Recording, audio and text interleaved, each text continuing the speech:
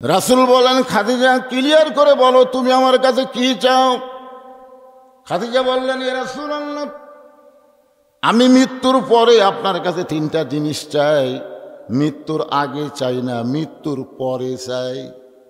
রাসূল বললেন, খাদিজা আমি জানি দুনিয়াতে তোমাকে দিবার মতো আমার কিছুই নাই। মক্কার সবচাইতে ধনবতী রমণী ছিলেন খাদিজা, কিন্তু নবীর সঙ্গে বিয়ে হওয়ার পরে ইসলামের জন্য সব কিছু অকাতরে দান করেছেন খাদিজা। জোরে কান সুবহানাল্লাহ। এক সময় খাদিজা বিল্ডিং বাড়িতে থাকতেন, সেই খাদিজা ঝুবড়ি বাড়িতে চলে আসলেন। এক সময় নরম বিছানায় থাকতেন, সেই নরম বিছানা বাদ দিয়ে খেজুরের পাটিতে খাদিজা ঘুমাইতেন। এক সময় ভালো ভালো খাদ্য খাইতেন। এক সময় নবীর বউ হওয়ার কারণে 3 দিন পর্যন্ত খাদিজা খায় নাই, তারপরে কোনোদিন নবীর কাছে অভিযোগ করে নাই। জোরে কান সুবহানাল্লাহ। রাসূল কান্দের বলে, খাদিজা দুনিয়ার জীবনে কিছুই দিবার পারলাম না, মরার পরে তুমি কি চাইবা খাদিজা? খাদিজা বলে, ইয়া রাসূলুল্লাহ, আমার 1 নম্বর চা হলো আপনি গাড়ি হীরার মধ্যে 3.5 বছর সাধনা করেছেন। আমাদের নবী একটা গর্তের ভিতর, জোরে কোন কার ভিতর, কেউ থাকতে আসেনি। ওই 5 তলা 4 তলা বাড়ি এরকম দেখা, ওই যে দেখছেন ভাই 5 তলার ভিত দিছি, 4 তলা কমপ্লিট হচ্ছে রে, আর রড বার করে তুছি, আর একটা তালা করে ফেললে আমার আর কোনো চিন্তা নেই, শান্তি আর শান্তি। আল্লাহর নবী যখন ঘুমিয়ে গেছে, গভীর রাত্রে নবীর হাতটা বুকের মধ্যে নিয়ে মা খাদিজা ছোট বাচ্চার মতন কাঁদতেছেন। রাসূল আমার ঘুম থেকে চেতন পেয়ে বললেন, খাদিজা দুনিয়ার সবাই ঘুম পাড়ে, আমি নবীও ঘুম পাড়ি, অথচ আপনি ঘুমান না। না ঘুমায় আমার হাতটা বুকের মধ্যে নিয়ে কেন কাঁদতেছেন? খাদিজা বলে, রাসূলুল্লাহ, আপনি না ঘুমাইলে আমি কোনোদিন ঘুমাই না, আপনি না ঘুমাইলে আমি কোনোদিন ঘুমাই না। আল্লাহ রাসূল চমকে উঠলেন যে আমি না ঘুমাইলে আপনি যে ঘুমান না, এ কথা তো আমি জানতাম না। তা আমি না ঘুমাইলে আপনি ঘুমান না কেন? খাদিজা বলতে যে, হুজুর দুনিয়াতে মেয়েদের যখন বিয়ে হয় তখন সেই মেয়েকে স্বামীর হাতে তুলে দেয়। আপনারা বিয়ে অনুষ্ঠান দেখেননি? মেয়ের যখন বিয়ে হলো তখন দেখবেন বাপ নাই চাচা না হয় খালু ওই মেয়েটাকে স্বামীর হাতে তুলে দিয়ে বলে, বাবা আজ থেকে আমাদের মেয়ে তোমার দায়িত্বে দিয়ে দিলাম।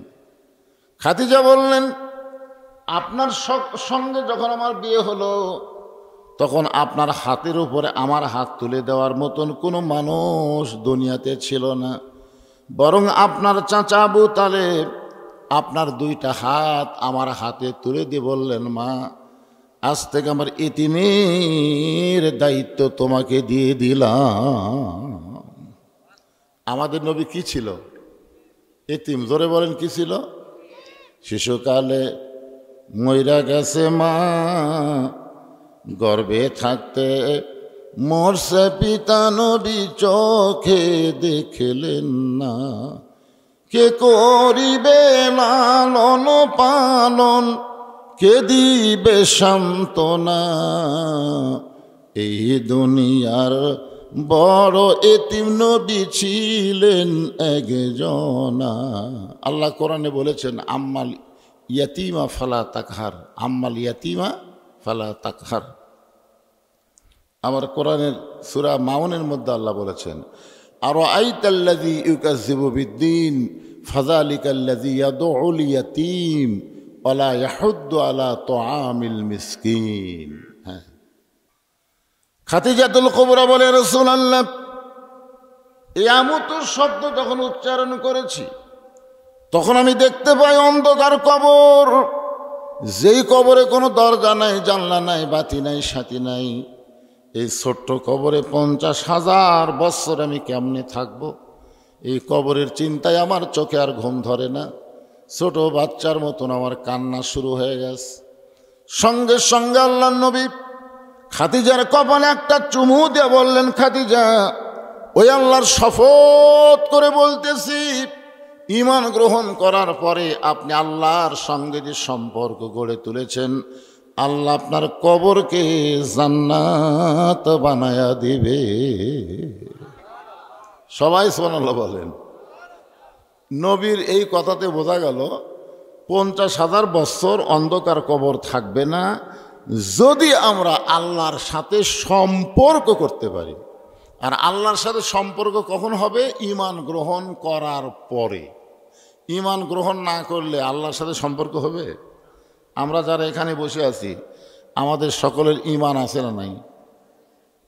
আপনারা বলেন তো, ঈমান গ্রহণ করার পরে আল্লাহর সাথে সম্পর্ক করতে গেলে 1 নম্বর যে আমল করা লাগবে, সে আমলের নাম কি?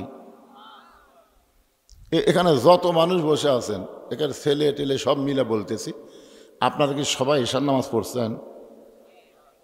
না, হাত তুলবার বলতেছি না।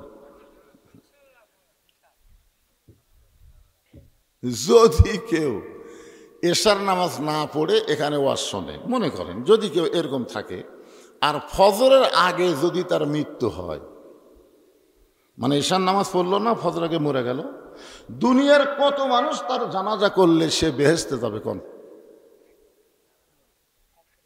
কি ভাই যাবে? আর যদি এশার নামাজ পড়ে ফজরের আগে যদি সে মারা যায়, একটা মানুষও যদি তার জানাজা না করে, ওই নামাজের কারণে আল্লাহ তাকে জান্নাত দিয়ে দিবে।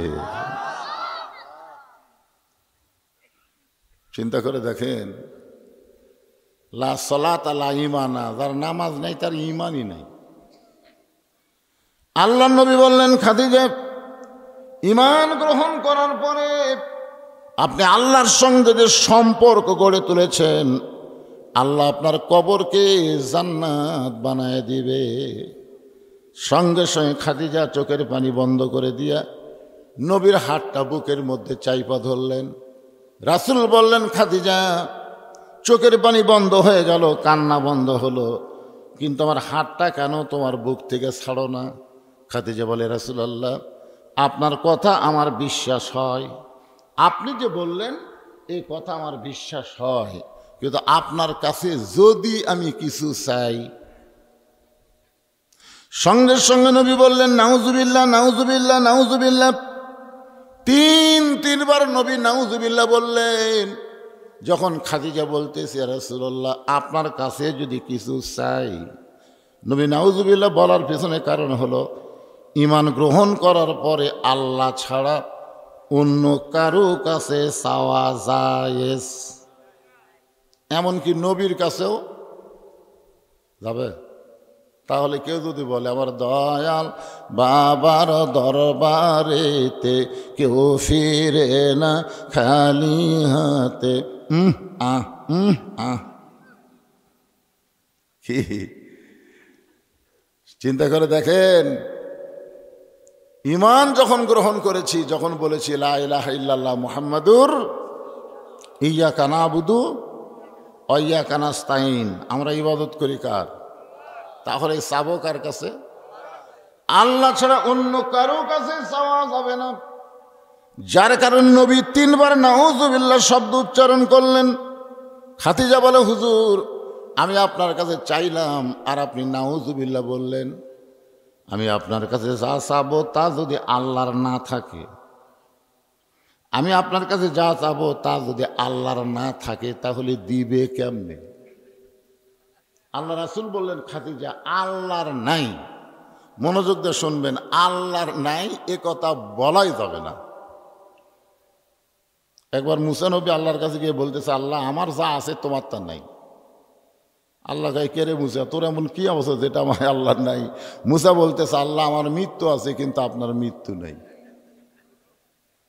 খাদিজা বলতেছে, আল্লাহর যদি না থাকে তাহলে আল্লাহর কাছে চাবো কেমনে? রাসূল বললেন, আল্লাহর কি নাই? খাদিজা বললেন, আল্লাহর বাপ নাই, আল্লাহর মা নাই, আল্লাহর সন্তান নাই, আল্লাহর বউ নাই, আল্লাহর খাওয়া নাই, আল্লাহর মৃত্যু নাই। আমাদের অনেক কিছু আছে যেটা আল্লাহর নাই। যেরকম কথা ঠিক কিনা? খাদিজা বললেন, হুজুর, মনে করেন আপনার সাথে আমার বিয়ে হয় নাই, গভীর রাতে আমি তাহাজ্জুদের নামাজ পড়ে আল্লাহকে যদি বলে, আল্লাহ, খাদিজার পেটে একটা বাচ্চা দাও, আপনার সাথে বিয়ে হয় নাই কিন্তু আল্লাহর কাছে আমি একটা বাচ্চা পেটের মধ্যে চাইতেছি, 'আপনি বলেন তো আল্লাহ দিবে কি?' রাসূল চমকে উঠছেন যে খাদিজা আল্লাহ দিবার পারবে কিন্তু দিবে না। আল্লাহ একজনকে দিছিল, স্বামী ছাড়া বাচ্চা আল্লাহ একজনকে দিছিল, তার নাম কি? জোরে বলেন, এই ছেলেরা জোরে কাও, নাম কি? মরিয়ম। কিন্তু বাচ্চা হওয়ার পরে ঠেলা খাসে কে? জাকারিয়া। মরিয়ম আলাইহিস সালামের খালুর নাম হলো জাকারিয়া। জনগণ জাকারিয়া নবীকে সন্দেহ করলো যে তোর দ্বারা এই কাম হচ্ছে, কারণ মানুষ মাত্রই বিশ্বাস করে পেটে বাচ্চা আসলে কোনো পুরুষের সংসব নেওয়া লাগবে। জোরে কোন ঠিক কিনা? এই বলে জাকারিয়া নবীকে আক্রমণ করলো। জাকারিয়া নবী তো সেই দৌড়। আল্লাহ কাছে জাকারিয়া দৌড় আসলেন। জাকারিয়া বলে আল্লাহ কাম করলে তুমি আর পিটন খাচ্ছি আমি। আল্লাহ বলে জাকারিয়া শুনে নে, আমি আদমকে পিতা মাতা ছাড়া তৈরি করেছি, আর ঈসাকে আমি বাবা ছাড়া দুনিয়াতে প্রেরণ করেছি। কিয়ামত পর্যন্ত আর কোনো পুরুষের স্পর্শ ছাড়া, বাবা ছাড়া কোনো নারীর পেটে বাচ্চা আসবে না। রাসূল বলেন, খাদিজা ক্লিয়ার করে বলো তুমি আমার কাছে কি চাও? খাদিজা বললেন, ইয়া রাসূলুল্লাহ, আমি মৃত্যুর পরে আপনার কাছে তিনটা জিনিস চাই। মৃত্যুর আগে চাই না, মৃত্যুর পরে চাই। রাসূল বললেন, খাদিজা আমি জানি দুনিয়াতে তোমাকে দিবার মতো আমার কিছুই নাই। মক্কার সবচাইতে ধনবতী রমণী ছিলেন খাদিজা, কিন্তু নবীর সঙ্গে বিয়ে হওয়ার পরে ইসলামের জন্য সব কিছু অকাতরে দান করেছেন খাদিজা। জোরে কান সুবহানাল্লাহ। এক সময় খাদিজা বিল্ডিং বাড়িতে থাকতেন, সেই খাদিজা ঝুবড়ি বাড়িতে চলে আসলেন। এক সময় নরম বিছানায় থাকতেন, সেই নরম বিছানা বাদ দিয়ে খেজুরের পাটিতে খাদিজা ঘুমাইতেন। এক সময় ভালো ভালো খাদ্য খাইতেন। এক সময় নবীর বউ হওয়ার কারণে 3 দিন পর্যন্ত খাদিজা খায় নাই, তারপরে কোনো দিন নবীর কাছে অভিযোগ করে নাই। জোরে কান সুবহানাল্লাহ। রাসূল কান্দের বলে, খাদিজা দুনিয়ার জীবনে কিছুই দিবার পারলাম না, মরার পরে তুমি কি চাইবা খাদিজা?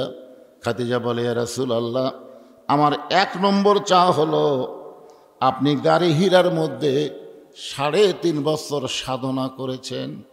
আমাদের নবী একটা গর্তের ভিতর, জোরে কোন কার ভিতর? কেউ থাকতে আসেনি। ওই 5 তলা 4 তলা বাড়ি এরকম দেখা, ওই যে দেখছেন ভাই 5 তলার ভিত দিছি, 4 তলা কমপ্লিট হচ্ছে রে, আর রড বার করে তুছি, আর একটা তালা করে ফেললে আমার আর কোনো চিন্তা নেই, শান্তি আর শান্তি। 2 কান্দের 2 ফেরেশতা কয়, আল্লাহ ই দেখালো উপর দিকে দেখায়, ই তো উপরে থাকতে পারবি না, ওই একটা বারও নিচের দিকে দেখায় না। আপনার বলেন তো আমরা ওখানে থাকবো না এখানে থাকবো? সেই জন্যে খুব খেয়াল করবেন, 3 বছর আল্লাহ নবী গারে হীরার মধ্যে সাধনা করার কারণে পবিত্র কোরআন থেকে 5টা আয়াত আল্লাহ নাজিল করলেন নবীর উপরে। ইকরা বিইসমি রাব্বিকাল্লাযী খালাক, খালাকাল ইনসানা মিন আলাক। এই সূরা থেকে 5টা আয়াত আল্লাহ নবীর উপর প্রথম নাজিল করলেন। প্রথম শব্দটা হলো ইকরা। ইকরা মানে পড়ুন। ইকরা মানে কি? পড়ো। পড়ো কোন আর পড়ুন কোন, যেটাই কোন। আচ্ছা, নবীর শানে জিবরাইল কি বলবে, পড়ো না পড়ুন? মানে ফেরেশতা জিবরাইল নবীকে কি বলবে? পড়ো। মানে ওস্তাদ যখন বড় হয়, ছাত্র যখন ছোট হয়, তখন ছাত্রকে ওস্তাদ কি বলে? পড়ো। কিন্তু আপনারা বলেন তো, ফেরেশতা জিবরাইল বয়সে বড় না আমাদের নবী বয়সে বড়? নবী বয়সে বড়। বাবা আদম আলাইহিস সালাম থেকে আমাদের নবী পর্যন্ত সমস্ত নবীদের কাছে যেই ফেরেশতা ওহী নিয়ে আইছে তার নাম হলো জিবরাইল। রাসূল যখন মদিনায়, এক সময় একটা দরজা আছে, যারা মদিনায় গেছেন, মসজিদ নববী ঢোকার সময় একটা দরজা আছে, দরজার নাম হলো বাবে জিবরাইল। যারা হজ করছেন তারা জানেন। ভাই হজ করছে? ভাই তো হজ করছে, এখন করেননি তো যাই হোক, যাবে ইনশাল্লাহ। নিয়ত আছে, নিয়ত নাই কোন, আগামীতে যাবে ইনশাল্লাহ। তো ওই মসজিদ নববীতে একটা দরজা আছে, নাম হলো বাবে জিবরাইল। জিবরাইল যখন নবীর কাছে আসতো তখন একটা সাহাবীর সুরত নিয়ে আসতো, তার নাম হলো দাহিয়াতুল কালবি। তো দাহিয়াতুল কালবি সাহাবীর চেহারা, জিবরাইল এসে দরজায় সালাম দিল, আসসালামু আলাইকা ইয়া রাসূলুল্লাহ। তখন আল্লাহ নবী মেয়ে ফাতেমাকে বললেন, মা তোমার চাচা আইছে, একটু দরজা খুলে দাও। কি বলতেছে? তোমার চাচা আছে, চাচা, তোমার চাচা আইছে, একটু দরজা খুলে দাও। তো নবীর মেয়ে ফাতেমা দরজা খুলে দিলে জিবরাইল এসে একটু মন ভার করে বসে আছে। তো আল্লাহ রাসূল বললেন, জিবরাইল মন ভার কেন? বলে, হুজুর বাপের চাইতে বড় ভাইকে বড় আব্বা কয় আর ছোট ভাইকে চাচা কয়, তা আপনি আপনার মেয়েকে যে চাচা বললেন, আমি কি চাচা? আল্লাহ নবী বললেন, জিবরাইল তোমার বয়স কত?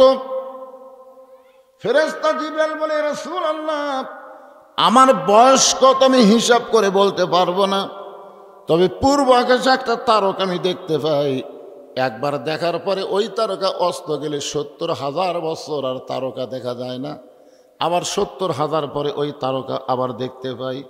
আমার হায়াতের জীবনে ওই তারকা ৭০,০০০ বার দেখেছি, প্রত্যেকবার ৭০,০০০ বছর পর পর উদয় হয়, আর ওই তারকা আমি দেখেছি ৭০,০০০ বার। রাসূল বললেন, জিবরাইল ওই তারকা কি এখন আর দেখা যায়? বলে, ৭০,০০০ বছর পার হয়ে গেল, এই কিছুদিন আগে আর ওই তারকা ওঠে না। রাসূল বলে, জিবরাইল ওই তারকাই ছিলাম আমি, মুহাম্মাদুর রাসূলুল্লাহ। এখন আপনারা বলেন, পড়ো বলবেন না পড়ুন বলবেন?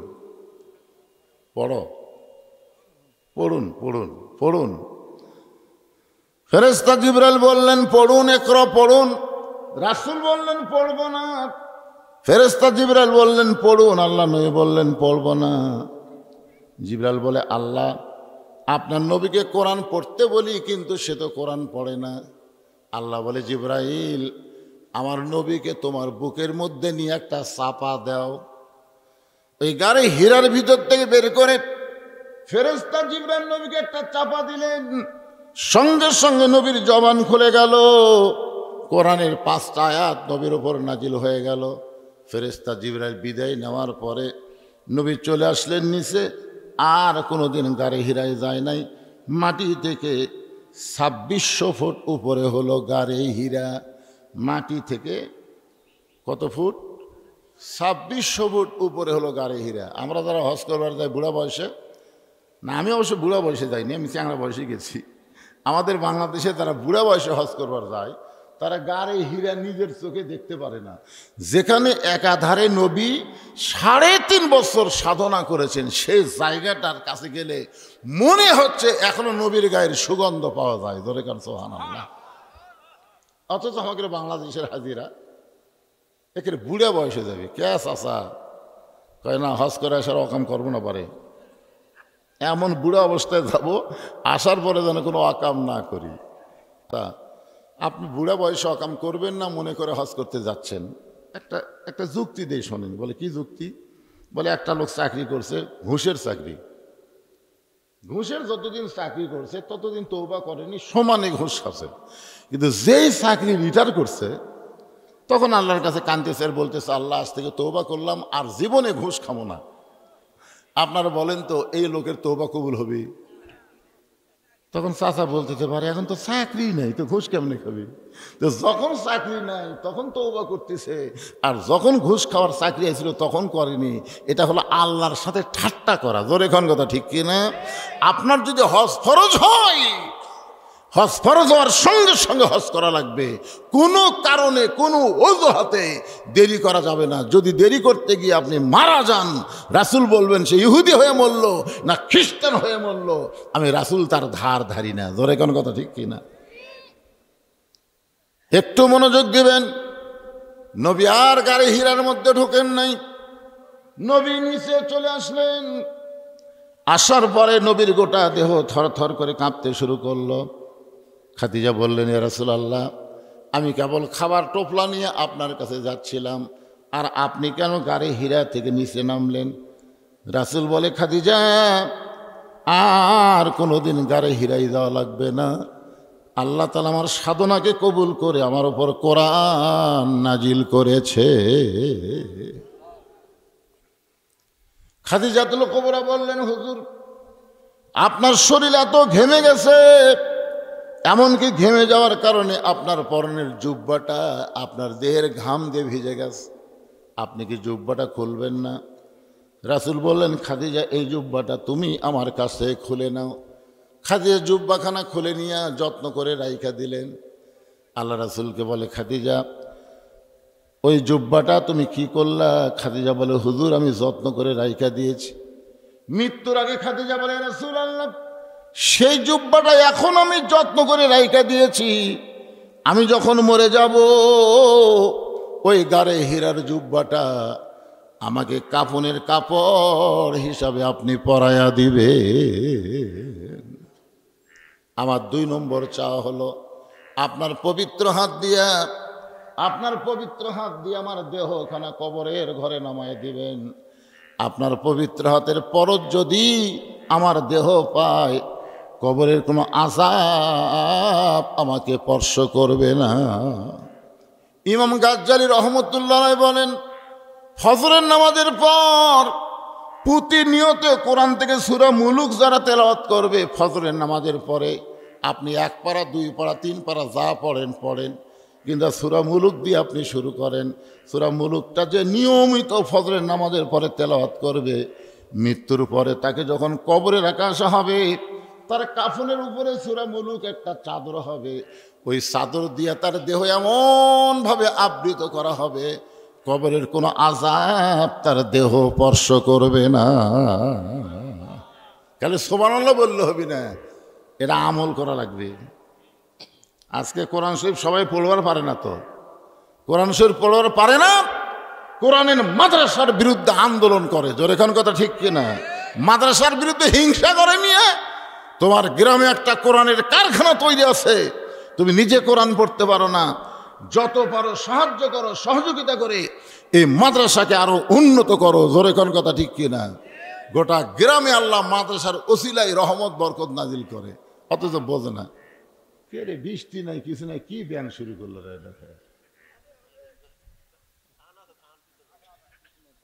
আচ্ছা চিল্লে দেখি, ব্যাং তুই চিল্লে তো কতক্ষণ পারিস? বন্ধ হয়ে গেছে, আবার ডাকবি। আল্লাহ, নবীর হাতের পবিত্রতা, হাতের দাম আছে না নাই? কি দাম? খালি বলছে 7 2 টুকরা হয়ে গেছে, ইশারা। এত পাওয়ার আল্লাহ নবীকে দিয়েছেন। জোরে কোন সুবহানাল্লাহ। খাদিজা বললেন, ইয়া রাসূলুল্লাহ আমার 3 নম্বর চাওয়া হলো আমাকে কবরে মাটি দিয়ে সবাই যখন চলে আসবে, আপনি তখন কবর থেকে আসবেন না। 40 ধাপ আসার পরে আল্লাহ কবরে 2টা ফেরেশতা পাঠায় দেয়। আমরা যখন মরে যাওয়ার পরে মাটি দিয়া যখন 40 গজ দূরে মানুষ চলে যাবে, এমন সময় 2টা ফেরেশতা কবরে আসে। যেই ফেরেশতাকে আমরা বলি মুনকির নাকির, জোরে বলেন নাম কি? ফেরেশতা আসিয়া যখন জিজ্ঞাসা করিবে, দিন কি তোমার মাবুদকে বা তখন কি বলিবে? এই গান গাইলে গুনাহ হবে? তাহলে যুবকেরা কত গান গাইলে, আবার শাকিব খানের বরবাদ আছে, বরবাদ। হায় হায় রে যুবক, এই গানটা গাও, গানের পরতে পরতে সওয়াব আছে। ফেরেশতা আসিয়া যখন জিজ্ঞাসা করিবে, দিন কি তোমার মাবুদকে বা তখন কি বলিবে? আল্লাহ বিনে নাই রে মাবুদ, সবাই বলেন আল্লাহ বিনে নাই রে মাবুদ, জবানে তাই বলো রে বলো মুখে, আল্লাহ রাসূল সবে বলো। হুজুর মুনকির নাকির আমাকে 3টা প্রশ্ন করবে, আমি খাদিজা প্রশ্নের উত্তর দিবার পারবো না, আমার পক্ষ থেকে আপনি একটু উত্তর দিবেন। এই 3টা চাওয়া যদি আপনি পুরা করেন, তাহলে আপনার কাছে আর কোনো দিন আমি কাঁদব না। সঙ্গে সঙ্গে আল্লাহ নবী খাদিজার কপালে চুমুন দিয়ে বললেন, খাদিজা ওই আল্লাহর শপথ করে বলতেছি, আমার আগে যদি আপনার মৃত্যু হয়, আপনার তিনটা চাওয়াই আমি পুরা করব ইনশাআল্লাহ। সুবহানাল্লাহ বলেন না কেন? আল্লাহ রাসূল কি বললেন খেয়াল করেননি? রাসূল বলেছেন আমার আগে যদি আপনার মৃত্যু হয়। এ কথার দ্বারা রাসূল বুঝালেন কে কখন মরবে এটা আল্লাহর নবীও জানে না।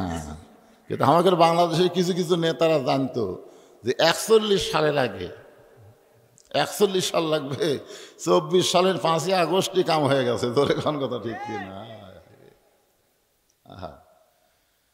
অহংকার, অহংকার ভালো না। একদিন ওবায়দুল কাদের বলতেছে বিএমপি, আর সামসারা কয় ভুয়া, ওই কয় বিএমপি ভুয়া। আর জয় বলছে বিএমপি জামাত কোনদিন বাংলাদেশের ক্ষমতা আসতে পারবে না। এখন তোর খবর কিরে পাগলা? অহংকারী কথা বলো না।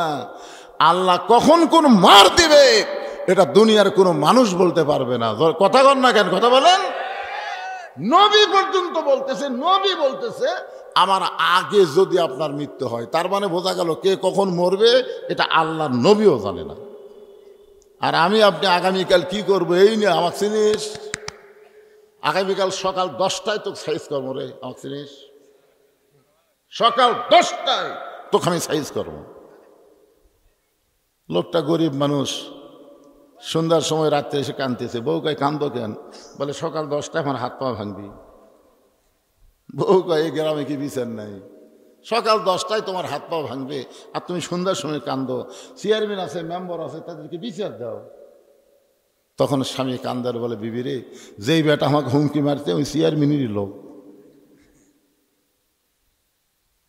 তখন বলতেছে তাহলে কান্দো কার কাছে?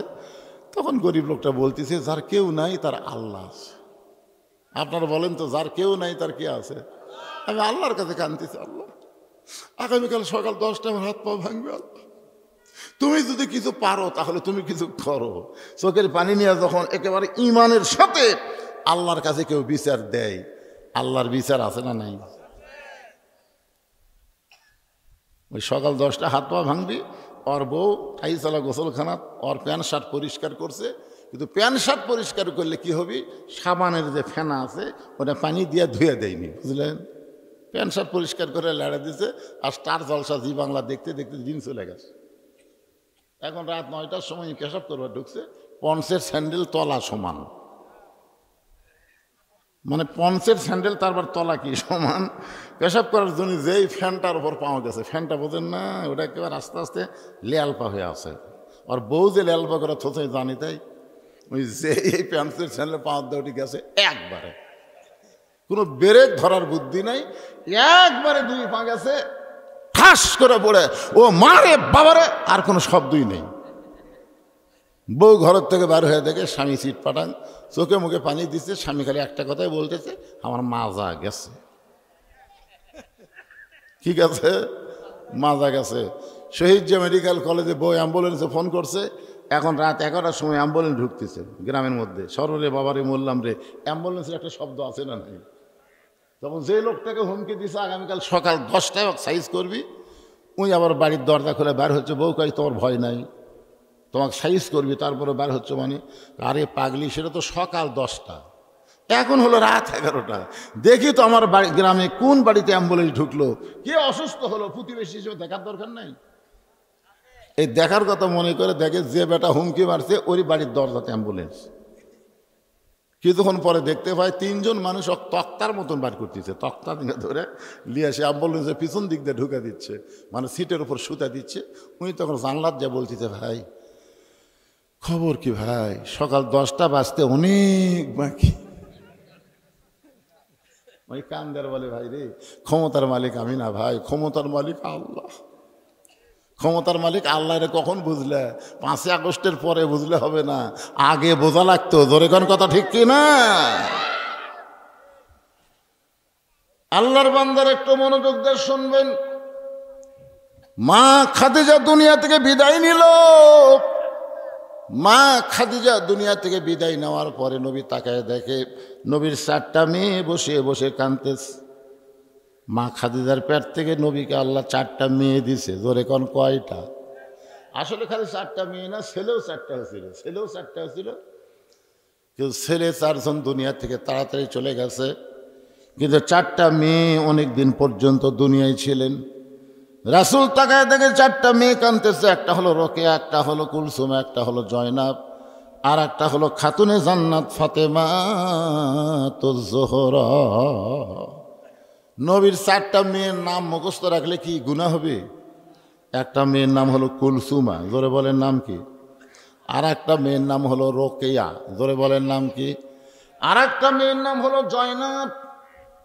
3টা মেয়ে কাঁদতেছে। বিনয় কি করে কাঁদতেছে আর বলতেছে, আমার মা মইরা গেছে রে, কোথায় গেলে মা পাবো বলে দাও না আল্লাহ রে, এই আমার মা মইরা গেছে রে। মেয়েরা এরকম কান্দে না? আপনার এলাকায় কান্দে না? হ্যাঁ, এখন এক মেয়ে এসে কাঁদতেছে, আমার বাবা মইরা গেছে রে, মরার আগে খাট দিবার চাছিল, সে খাট আমার দিবে কে, এই আমার বাবা মইরা গেছে রে। এখন বড় ভাই যা বলতেছে, পাগলি এরকম করে লাশের কাছে কান্দিস না, যে খাট তো বাবা দিবার চাইছিল সেই খাট আমি বানা দেব রে। তাও তুই লাশের কাছে কান্দিস না, লাশের কাছে কানলে লাশ কষ্ট পায়।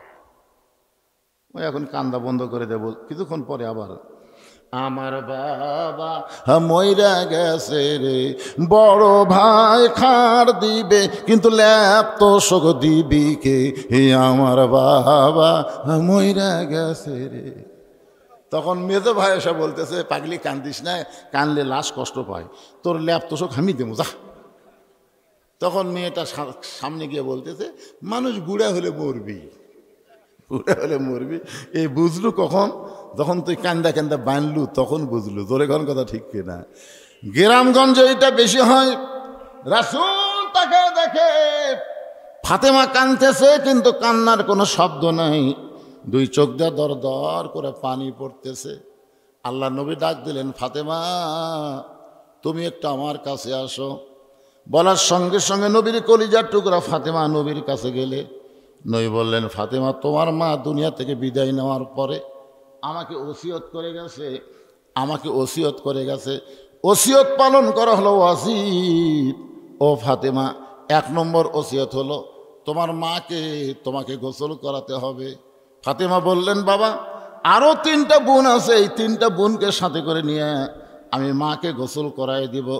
রাসূল বলে, ফাতেমা তোমার মা শুধু তোমার ব্যাপারেই বলেছে, তোমার কোনো বোনকে সঙ্গে নেওয়ার কথা বলে নাই, তুমি একা একা তোমার মাকে গোসল করাতে হবে। তোমার প্রতি 2 নম্বর ওসিয়ত হলো তোমার মাকে একাই তুমি কাফনের কাপড় পরাতে হবে। ফাতেমা বলে, বাবা আমার আরও 3টা বোন আছে, তাদেরকে যদি সঙ্গে না নিই তারা মন খারাপ করতে পারে। রাসূল বললেন, ফাতেমা ওসিয়ত পালন করা হলো ওয়াজিব, তোমার মা শুধু তোমার কথাই বলেছে, অন্য কোনো মেয়ের কথা বলে নাই। ফাতেমা বলে, বাবা আমার 3টা মেয়েকে 3টা বোনকে আমার মা কেন বাদ দিয়ে দিল? রাসূল বলে, ফাতেমা রে, তোমার মা তোমার মধ্যে এমন কিছু দেখতে পাইছে যেটার কারণে শুধু তোমাকেই ওসিয়ত করে গেছে। সুবহানাল্লাহ। এই জন্যে মৃত্যুর আগে ওসিয়ত করবেন যে আমি মরে গেলে কোনো বেনামাজি যেন আমার কবর না খোঁড়ে, বুঝছেন? এরকম ওসিয়ত করবেন যে আমি মরে যাব, মরে যাওয়ার পরে কোনো বেনামাজি আমার কবর যারা যেন না খোঁড়ে, যারা সিগারেট খায় বিড়ি খোর, এই শালারা যেন কবরের পারত না যায়। কথা কন না কেন? নিজের একটা বাড়ি বানাবেন, ভালো মিস্ত্রি খোঁজেন, যে আমি একটা 4তলা বিল্ডিং করবো, ভাই এলাকার মধ্যে ভালো মিস্ত্রি কোনটা? সবাই বলে অমুক জায়গায় ভালো মিস্ত্রি আছে। তো দুনিয়ার যে বাড়িতে থাকতে পারবেন না, সেই বাড়ির জন্য যদি ভালো মিস্ত্রি খোঁজেন, যেই কবরে 50,000 বছর আপনাকে থাকা লাগবে, সেই কবরের বাড়ি বানানোর জন্য ভালো মিস্ত্রির দরকার আছে না নাই? জোরে কোন আছে না নাই? ওদের একটা গান আছে, গোরস্থানের একটু মাটি বায়না করে রাখ, কখন যেন আসতে পারে তোমার মরণেরই ডাক, গোরস্থানের একটু মাটি বায়না করে রাখ। কি বুঝতেছেন? আপনার মসজিদের মুয়াজ্জিনকে আপনি গিয়ে বলবেন, মুয়াজ্জিন সাহেব যদি আমার আপনার আগে যদি আমার মৃত্যু হয়, এই যে আপনাকে 20,000 টাকা হাদিয়া দিলাম, আমি মরে গেলে আপনি আমার গোসল করে দিবেন। আর যদি আপনি আমার আগে মরেন, মাপ। রাসূল বলেছেন গ্রামের ভিতরে সবচাইতে দামি মানুষটার নাম হলো মুয়াজ্জিন। জোরে বলেন সুবহানাল্লাহ। এসপি না, ডিসি না, এমপি না, ডাক্তার না, হুজুর না, ইমাম না, সবচাইতে দামি ব্যক্তি হলো মুয়াজ্জিন। আল্লাহ রাসূল মাঝে মধ্যে বলতেন, বেলাল একটু আমার কাছে আসো তো। বেলাল যখন নবীর কাছে আসতো, নবী বলতো, বেলাল তুমি না আমার সাথে দেখতে খাটো। তো বেলাল কয়, হুজুর আপনি ইমাম, আমি মুয়াজ্জিন, একটু তো খাটো হবই।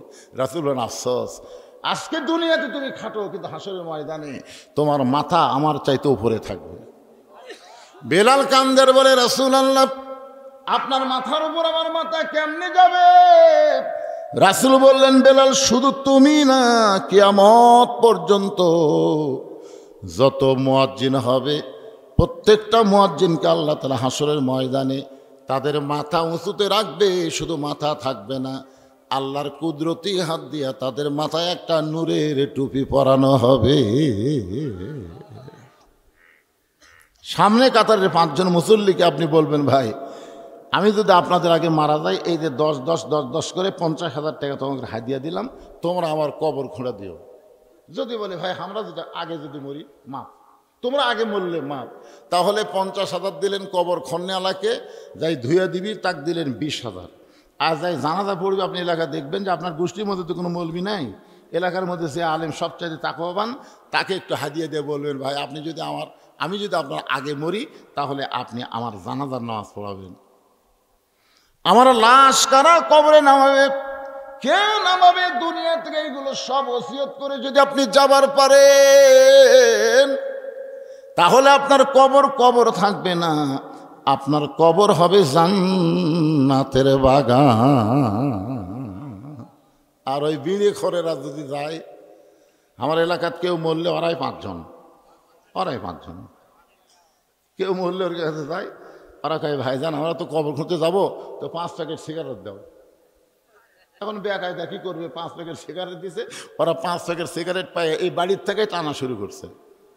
কবরের কাছে যায় কবর খুঁড়তেছে, ওর মুখত একটা ওই টান মারতেছে আর বলতেছে, এই দিক দিয়ে কোদাল মার।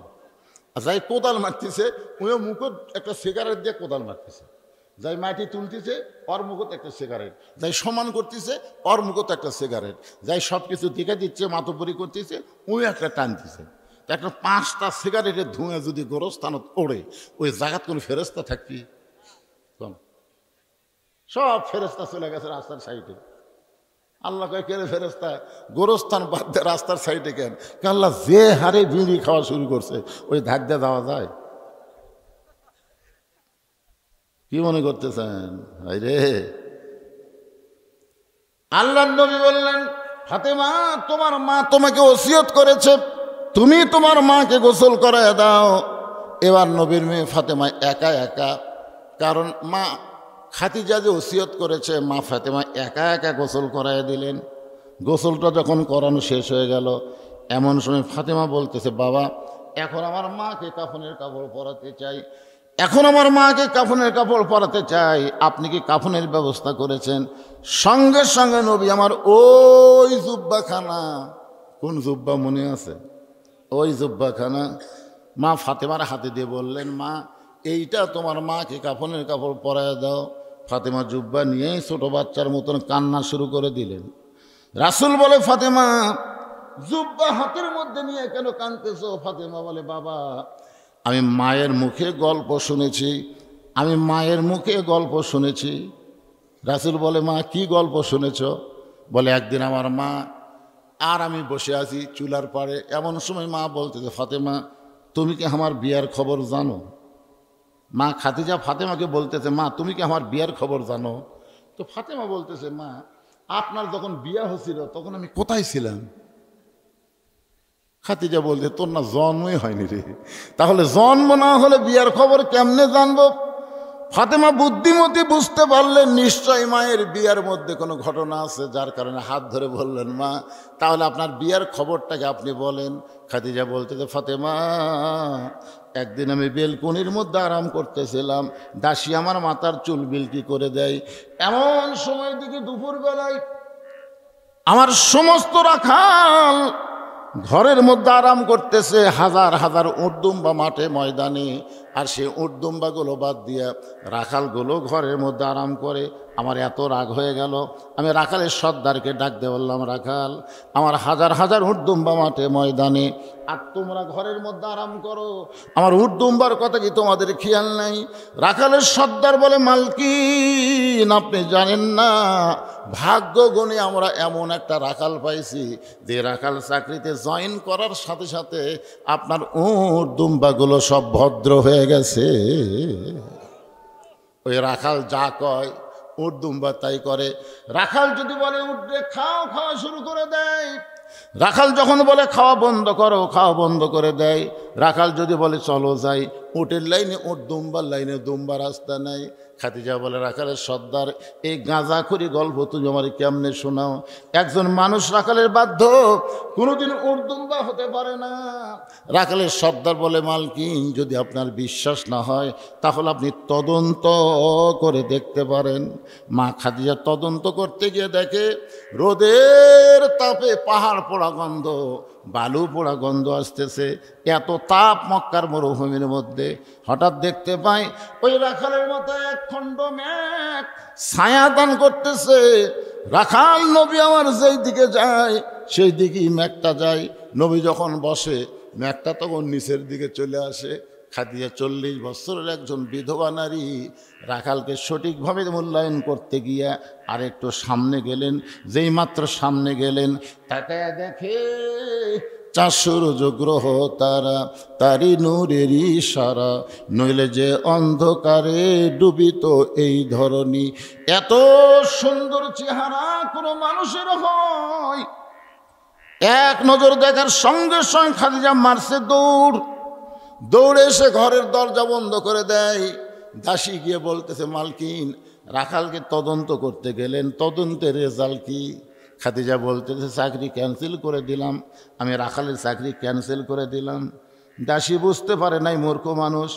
আবু তালেবের কাছে গিয়ে বলতেছে, মুরব্বী কেমনভাবে ভাস্তাকে লালন পালন করেছেন, যিনি মা খাদিজার রাখালি করতেছিলেন আজকে তার চাকরি ক্যান্সেল করে দিল, এখন আপনি কি করবেন? আবু তালেব মনটা ভার করে খাদিজার ঘরের মধ্যে এসে বলতেছে, মা আমার ইতিম ভাতিজার কি দোষ? মা আমার ইতিম ভাতিজা কি দোষ করেছে যে দোষ করার কারণে তার চাকরি ক্যান্সেল করে দিলা? খাদিজা বলে, চাচা চাকরি ক্যান্সেল করার অর্থ হলো সে আর রাখাল থাকবে না, আমি তাকে আমার স্বামী হিসাবে গ্রহণ করে নিব। ফাতেমা বলতেছে, বাবা যেই মাটা মক্কার সবচাইতে ধনবতী রমণী ছিল, রাখাল থেকে আপনাকে স্বামী বানায় গেল, আর আজকে সেই মাটা আমার দুনিয়া থেকে বিদায় হলো। সে মায়ের জন্য মক্কার দোকানে কি নতুন কোনো কাপড় নাই? নতুন কোনো কাপড় না দিয়া এই পুরাতন কাপড় কেন আমার মাকে দিচ্ছেন? বাবা বাবা গো, আমার মায়ের জন্য কি নতুন কোনো কাপড় হবে না? রাসূল ফাতেমার চোখের পানি মুছে দিয়ে বলে, ফাতেমা রে, এই জুব্বা আমি তোমার মাকে দিচ্ছি না। মা মা তোমার জুব্বাখানায় আমার কাছে চাইছে। এই জুব্বা সাধারণ কোনো জুব্বা নয় মা, এই জুব্বার সঙ্গে আল্লাহর কোরআনের সম্পর্ক রয়েছে। লিল্লাহে তাকবীর। আল্লাহর কোরআনের সঙ্গে যার সম্পর্ক থাকে তার দাম কম না বেশি? দেখছেন এই ছোট 2 ফুচকা কোন দিকে টাকা থেকে বেশি করে? একই গাছের কাঠ, একই গাছ দিয়ে খাট বানাছে, সোফা বানাছে, আর একটা রেহাল বানাছে। রেহাল একটা খাট বানাছে, একটা সোফা বানাছে, একটা রেহাল বানাবার চাষলো না, বুঝলেন? সামান্য কাঠ বাঁচছে তো মেহগনির। তখন বলতেছে, কে ভাই এই কাঠ বাঁচলো কী করবো? তো গাছওয়ালা বলতেছে, আগুন দিয়ে পুড়া খামো। তো মিস্ত্রি বলতেছে, না দরকার নাই, দামিকা আমি একটা রেহাল বানা দিই। তখন বলতেছে, ভাই রেহাল বানাও, কিন্তু রেহালের কিন্তু মজুরি দেওয়া যাবে না। তখন বলতে ভাই আমি বিনা পয়সায় বানিয়ে দিলাম রে, বিনা পয়সা একটা রেহাল বানায় দিছে, সে রেহালের উপরে আল্লাহর কোরআন রাখতেছে। এখন আপনাদের কাছে আমার প্রশ্ন হলো, একই গাছের কাঠ, একটা খাট, একটা সোফার, একটা রেহাল, দাম বেশি কার? কি জন্যে? রেহালের সাথে কোরআনের সম্পর্ক থাকার কারণে একটা রেহালের দাম যদি বেড়ে যায়, এতগুলো মানুষ আমরা এই কোরআনের সাথে আমাদের সম্পর্ক রাখার দরকার আছে না নাই?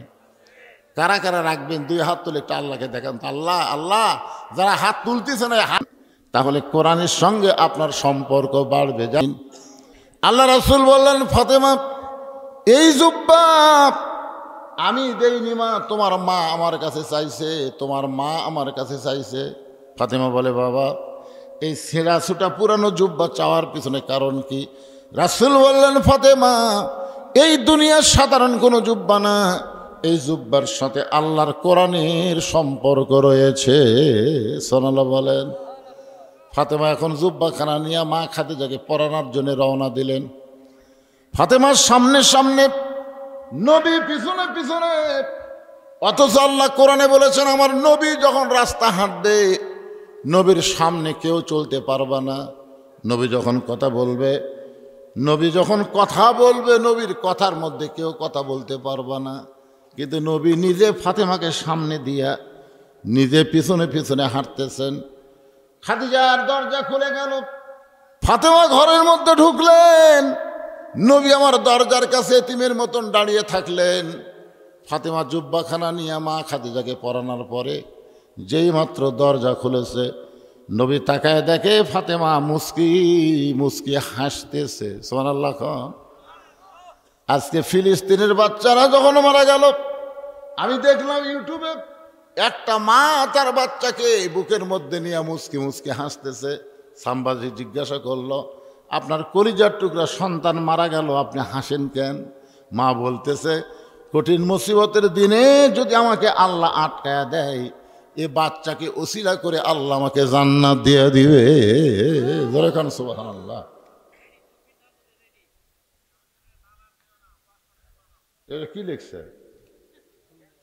হুজুর আপনার কাছে মাদ্রাসার জন্য কিছু আবদার, আপনার কাছে, আমার কাছে। এরা বোঝেই না, এরা বোঝে না আমি সেই বক্তা না রে পাগলা। আমি সারা জীবন যত টাকা কামাই করছি আমার আব্দুল মালিক ভাই কাছে, এবং যারা এবার দাওয়াত দিবার দিছিল তো জামায়ত, পরে ঠেলাত পড়ে আমি যখন এরা নিজের চোখে দেখাইছে, এই বছরই আল্লামা সাইদ হুজুরের নামে আমি একটা অডিটোরিয়াম করছি, পৃথিবীর কারো কাছ থেকে একটা টাকা দান লেইনি। আমার 235 শতক জায়গার উপর মাদ্রাসা, মসজিদ, এতিমখানা, এখানে পৃথিবীর কারো কাছে একটা টাকা দান সদকা নেওয়া হয় নাই। আমার আব্দুল মালিক ভাই যেটা দেয় সেটা জাকাতের টাকা, লিল্লা বোর্ডিংয়ে খরচ হয়। মাদ্রাসার আঙ্গিনায় যত, তা আমি নিজে এক মাদ্রাসা চালাতে যাই, হামশিম খাচ্ছি। আর শেখ হাসিনার সময় 9 বার জেলত গেছি, 24টা কেসের মধ্যে আছি, যা কামাই করছি সব দিতেই গেছে। জোরে কোন কথা ঠিক কিনা? ঠিক আছে, তোমরা যখন আমাকে বিদায় করো, বিদায়ের সময় একটু ধরে টাকা দিও, আমি সেখান থেকে তোমাকে একটু দান করে দিব, অসুবিধা কি? আমি মনে করতেছি বড় একটা দানের খবর আসতেছে। ও এবার কি করতেছে, একই কবরে 2 বার মুনকির নাকির পাঠাচ্ছে। একটু জিকির করেন, লা ইলাহা ইল্লাল্লাহ, লা ইলাহা ইল্লাল্লাহ, জোরে লা ইলাহা, লা ইলাহা ইল্লাল্লাহ মুহাম্মাদুর রাসূলুল্লাহ। মা খাদিজাকে কাফন পরানোর পরে ফাতেমা মুচকি মুচকি হাসতেছে। আপনার খেয়াল করে শুনছেন? রাসূল চমকে গেল, ফাতেমা তোমার মাকে কাফন পরানোর পরে তুমি হাসতেছো কেন? ফাতেমা বলতেছেন, বাবা আমি কেন হাসতেছি কেউ না জানলেও আপনি জানবেন। রাসূল বলে, ফাতেমা আমি একজন নবী হয়ে জানি তুমি কানতে কানতে কাফন নিয়ে গেলা, কারণ মা যদি মারা যায় মাকে কাফন পরাতে গিয়ে মেয়ে কানবে। কিন্তু তুমি হাসতে হাসতে দরজা খুললে, আমি নবী জানি না। ফাতেমা বলতেছে, বাবা এতদিন মনে করতাম আপনি বাহিরেও জানেন ভিতরেও জানেন, কিন্তু আজকে বুঝতে পারলাম আপনি বাহিরে জানেন ভিতরে জানেন না। ভিতরে একমাত্র জানি আমার আল্লাহ। জোরে কোন কথা ঠিক কি না? রাসূল বলে, ফাতেমা, তোমার মাকে কাফনের কাপড় পরাতে গেলে কাপড়ের কাপড় পরানোর পরে হাসতে হাসতে কেন দরজা খুললে? ফাতেমা বলে, বাবা, আপনার জুব্বা যখন আমার শরীরে পরাবার চাই, এমন সময় দেখি আমার মাকে আল্লাহ জান্নাতের কাপড় পরায়া দিছে। সঙ্গে সঙ্গে নবী আমার ছোট বাচ্চার মতন কাঁদতে কাঁদতে দরজাত বসে গেলেন। ফাতেমা বলে, বাবা, আমার মাকে আল্লাহ জান্নাতের পোশাক পরায় দিয়েছে, এইটা শুনে আপনি কেন কাঁদতেছেন? রাসূল বলে, ফাতেমা, এই কান্না দুনিয়ার কোনো কষ্টর কান্না নাই মা, এই কান্না হলো আমার জীবনের সবচাইতে আনন্দের কান্না। তুই কি জানিস ফাতেমা, দুনিয়াতে কেউ তখন আমাকে নবী বলে স্বীকার করে নাই, সর্বপ্রথম যিনি আমাকে নবী বলে স্বীকার করেছে তিনি হইছে আমার মহিয়সী বিবি খাদিজা, তোমার মা। সর্বপ্রথম নবী বলে যিনি স্বীকার করেছেন তিনি হলেন নবীর বিবি খাদিজা। সুবহানাল্লাহ কোন। অথচ ৪২ বছর ধরে ওয়াজ করতেছি, এখন পর্যন্ত আমার বউ আমাকে হুজুর বলে না, এখন পর্যন্ত আমার বউ আমাকে হুজুর কয় না। আমি যদি বলি হুজুর ক, ৫০০ টাকা পুরস্কার দেব, ওই পুরস্কারের লোভে হুজুর হাসতে হাসতে কয়। হাসতে হাসতে কেন বলো? বলে, জনগণ আপনাকে চিনে না তাই হুজুর কয়, কিন্তু আমি জানি হুজুর হওয়া এত সহজ নয়। বাজান, নবীর বিবি খাদিজা সর্বোত্তম নবীর হাতে কলমা পড়লেন, তার মানে বুঝাই দিল আমার নবী ভিতরেও যেমন বাহিরেও তেমন। এজন্য যাকে তাকে অন্ধভাবে মানা যাবে না, একজনকেই চোখ বন্ধ করে মানা যাবে, তিনি হলেন মুহাম্মাদুর রাসূলুল্লাহ।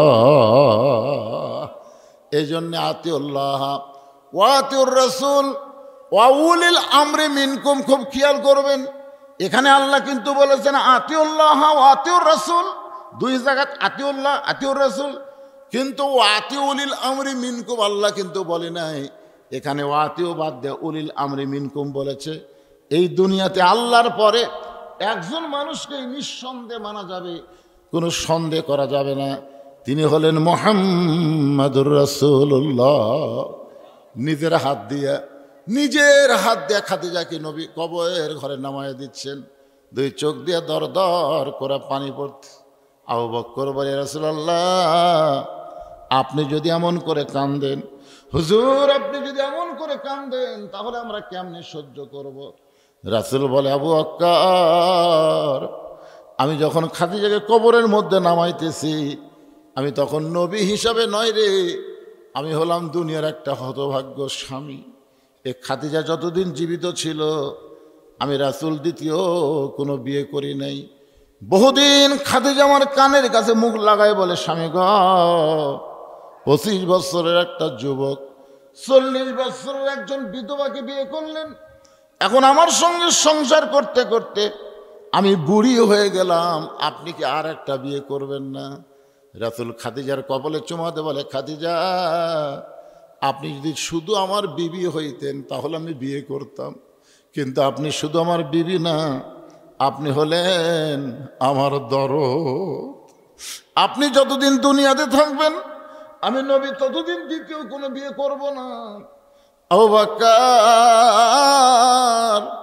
রাতের বেলা কলেমার দাওয়াত দিবার যখন বাইরে যাইতাম, কোনোদিন আসতে রাত 1টা বাজত, কোনোদিন ফিরে আসতে রাত 2টা বাজত, কোনোদিন রাত 3টা বাজত।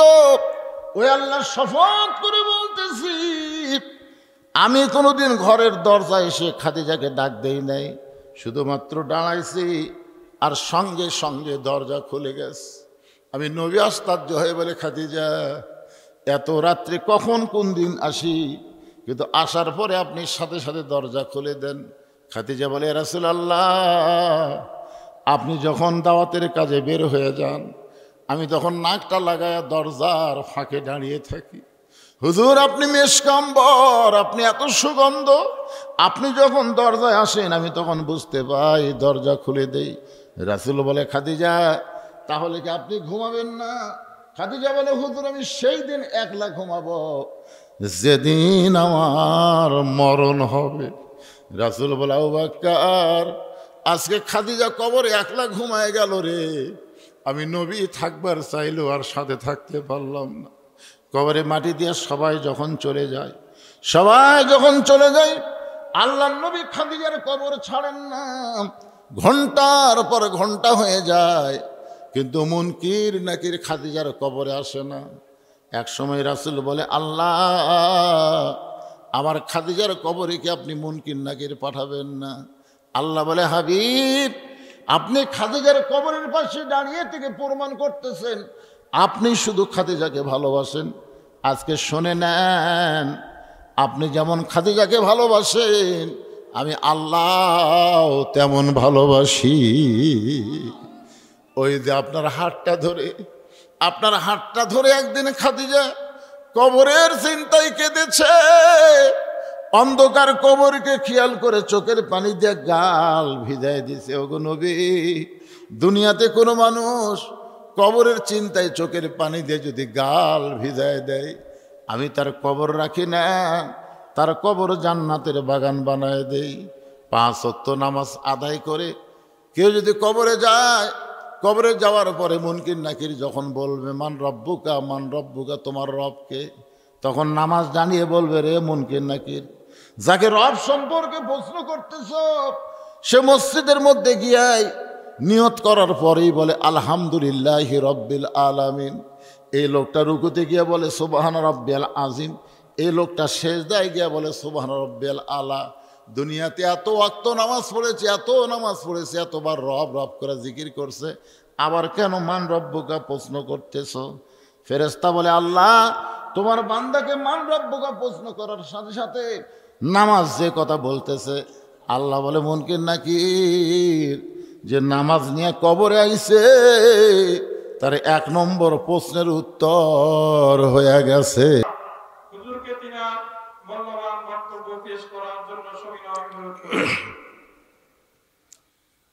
আসসালামু আলাইকুম ওয়া রাহমাতুল্লাহি ওয়া বারাকাতুহু। যিনারা পাশে দাঁড়িয়ে আছেন, আপনারা বসলে মাহফিল ভালো লাগবে, বসেন। দাঁড়িয়ে না থেকে সবাই বসেন।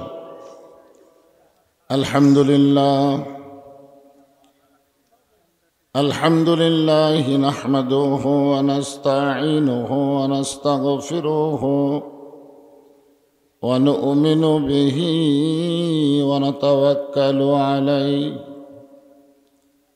ওয়া নাউযু বিল্লাহি মিন শুরুরি আনফুসিনা ওয়া মিন সাইয়্যাতি আ'মালিনা। من يهدي الله فلا مضل له ومن يضلله فلا هادي له। সকলে জবান খুলে বলেন, আশহাদু আল্লা ইলাহা ইল্লাল্লাহু وحده لا شريك له وأشهد أن محمدا عبده ورسوله الذي أرسل رسوله بالحق بشيرا ونذيرا وداعيا إلى الله بإذنه وسراجا منيرا. فقد قال الله تعالى في كلامه المجيد والفرقان الحميد. জবান খুলে সকলে পড়েন, আউযু বিল্লাহি মিনাশ শাইতানির রাজিম। বিসমিল্লাহির রহমানির রহিম। إذا أصابتهم مصيبة قالوا إنا لله وإنا إليه راجعون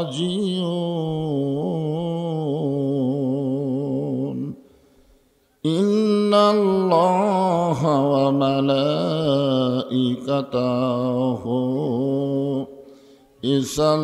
يصلون على النبي يا أيها الذين آمنوا صلوا عليه وسلموا تسليما اللهم صل على مولانا محمد وعلى علي سيدنا شفيعنا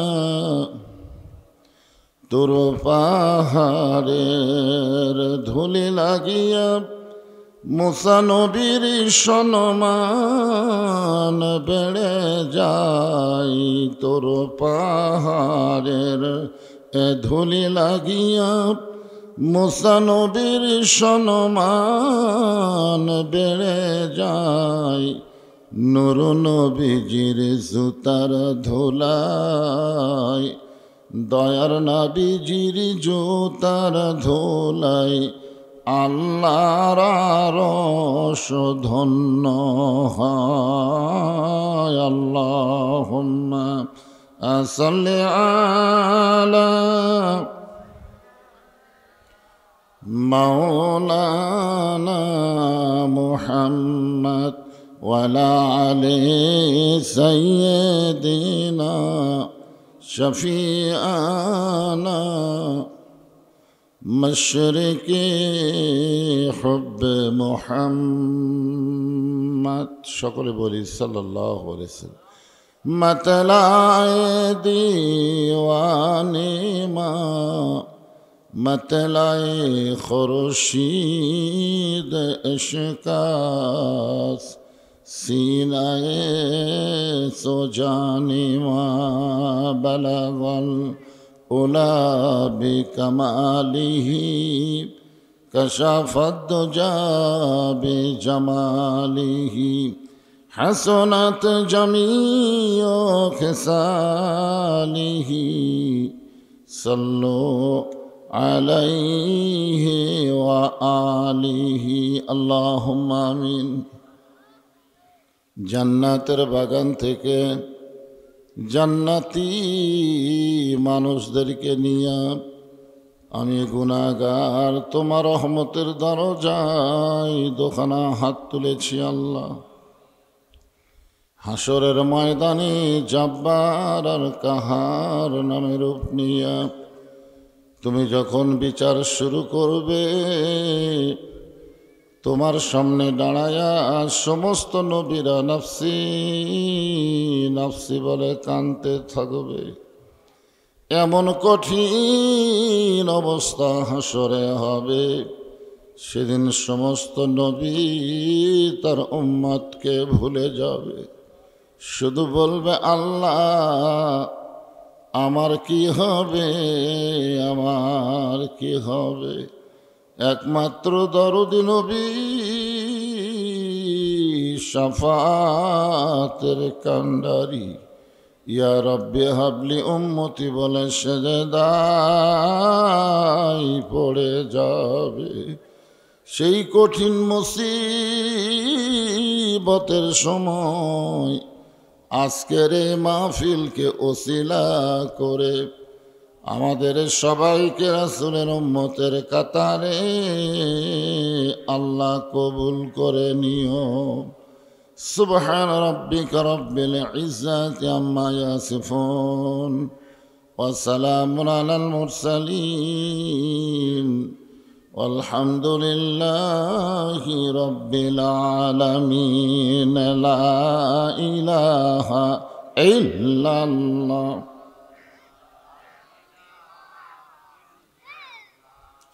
لا إله إلا الله لا إله إلا الله لا إله إلا الله لا إله إلا الله لا إله চাঁদ সূরজ আর গ্রহ তারা আল্লাহ নামের পাগল পারা চাঁদ সূরজ আর গ্রহ তারা আল্লাহ নামের পাগল পারা মার আল্লাহ নামের এতই দয়া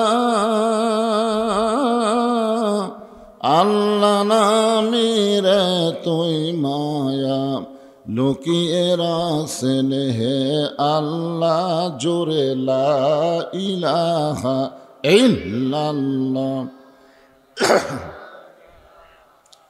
লা ইলাহা ইল্লাল্লাহ লা ইলাহা ইল্লাল্লাহ লা ইলাহা ইল্লাল্লাহ লা ইলাহা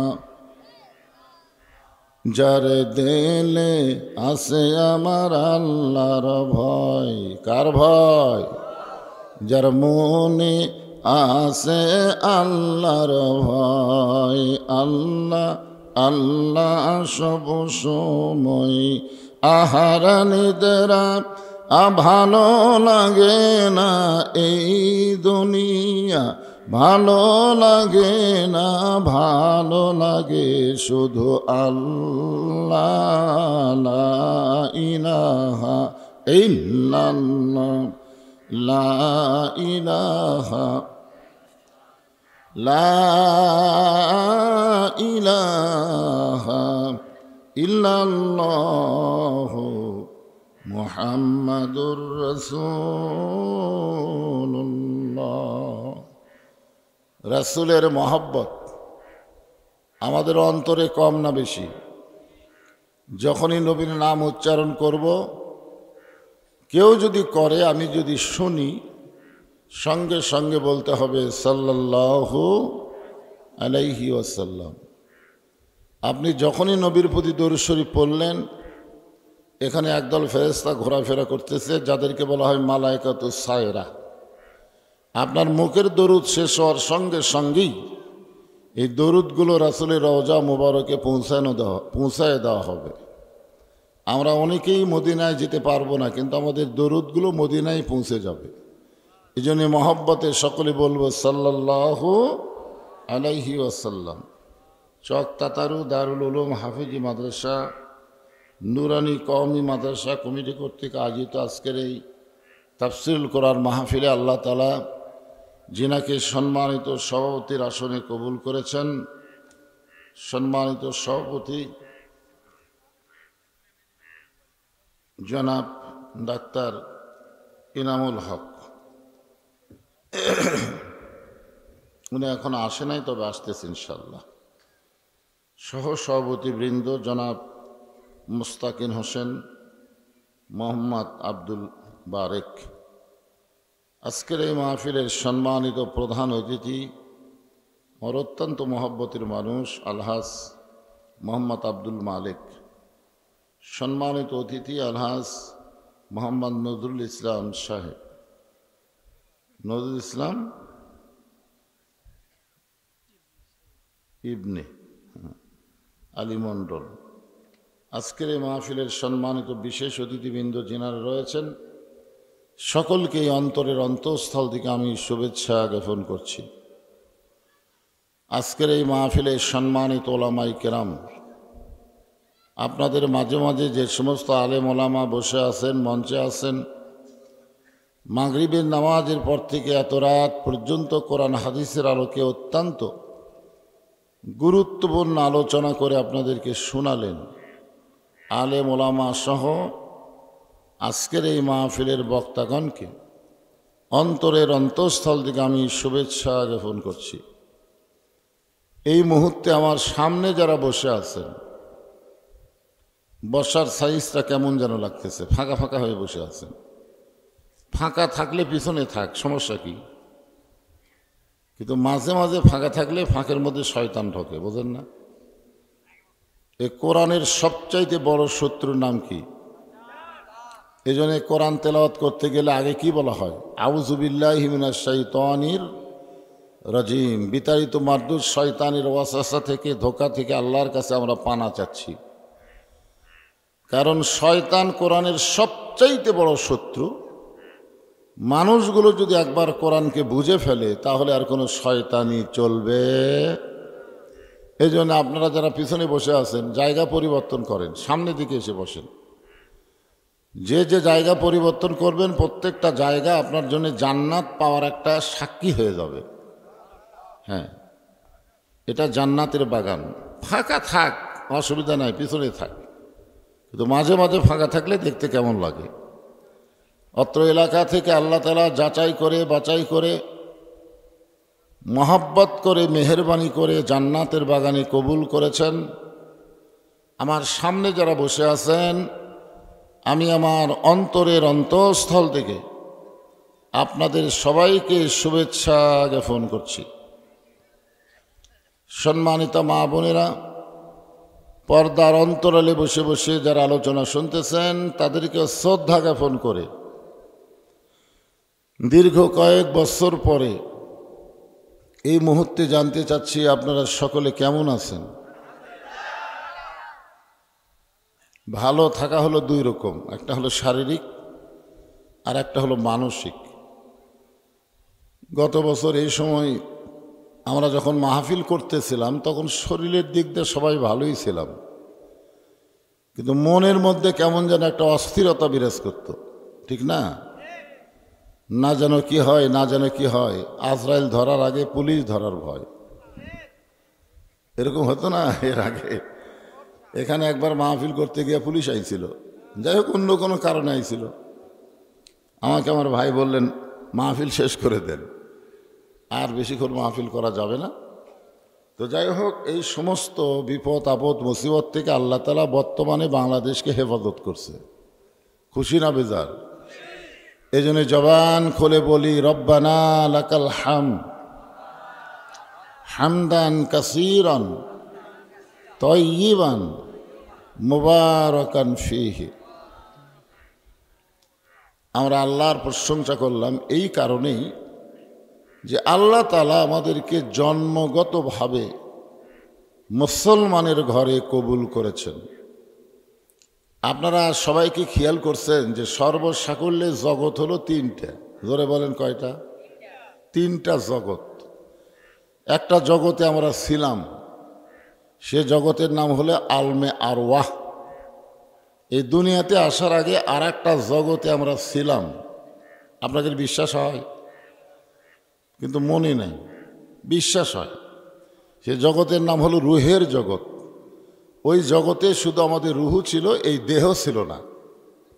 এই রুহের জগতে আল্লাহ তাআলা সমস্ত রুহুদের ভিতর থেকে যে সকল রুহুদেরকে পছন্দ করেছেন তাদেরকেই কেবলমাত্র যাচাই করে বাছাই করে মুসলমানের ঘরে কবুল করেছেন। আল্লাহ ইচ্ছা করলে আমাদেরকে ইহুদি বানাবার পারত।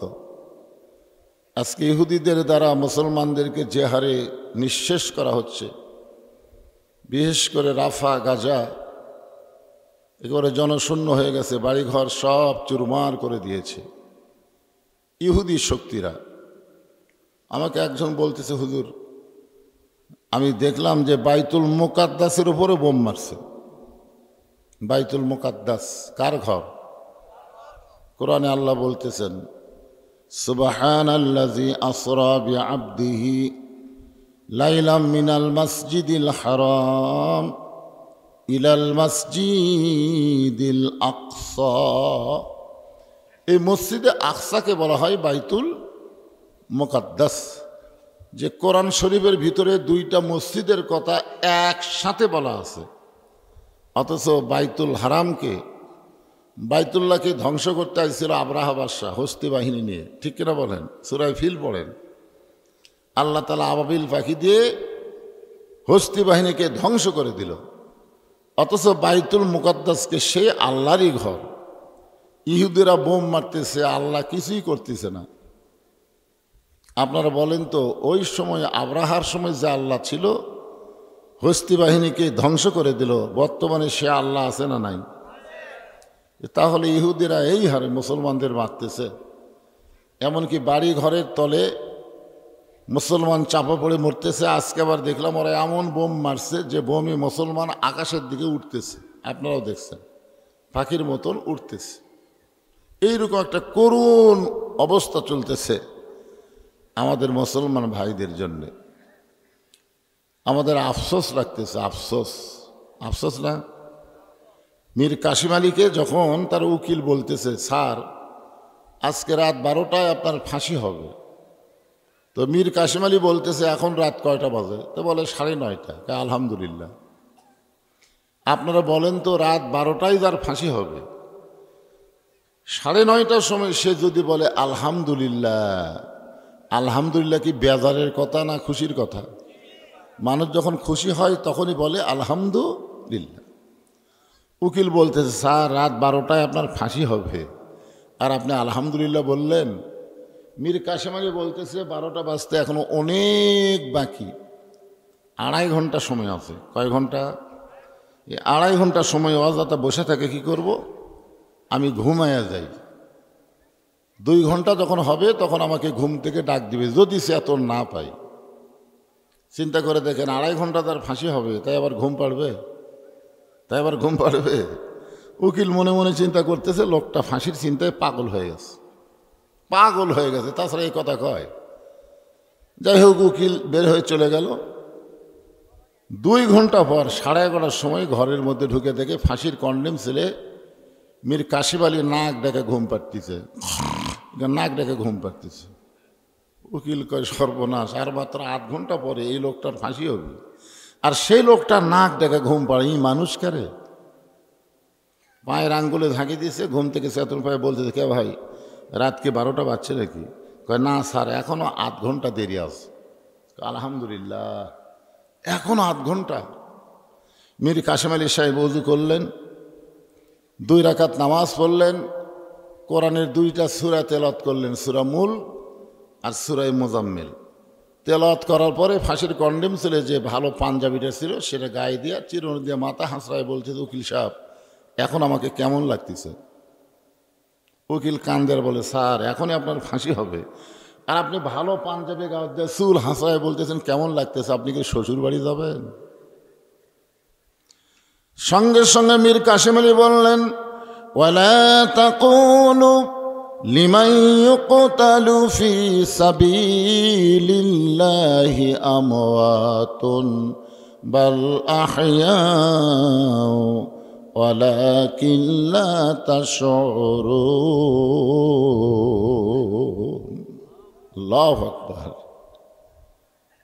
মীর কাসিম আলী বলতেছে, আমি 2 ঘন্টা ঘুমের মধ্যে, যে 2 ঘন্টা ঘুম পাচ্ছি, এই ঘুমের মধ্যে আল্লাহ পাক আমাকে জানাইছে যে অন্যায়ভাবে যাদেরকে হত্যা করা হবে তাদেরকে তোমরা মৃত্যু বলো না, বরং তারা চিরজীবন লাভ করবে।